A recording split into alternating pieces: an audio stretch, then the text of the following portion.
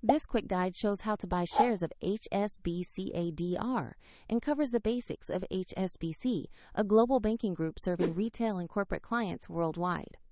HSBC-ADR trades on NASDAQ under the ticker HSBC, and this video is educational only, not financial advice. To buy shares, you'll need a brokerage account, and I will use eToro as an example to demonstrate the steps. After registering, you must verify your account with an ID and add funds before you can place a purchase.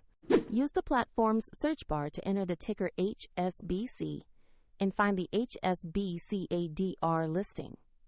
Make sure you select the NASDAQ-listed share to locate the correct asset.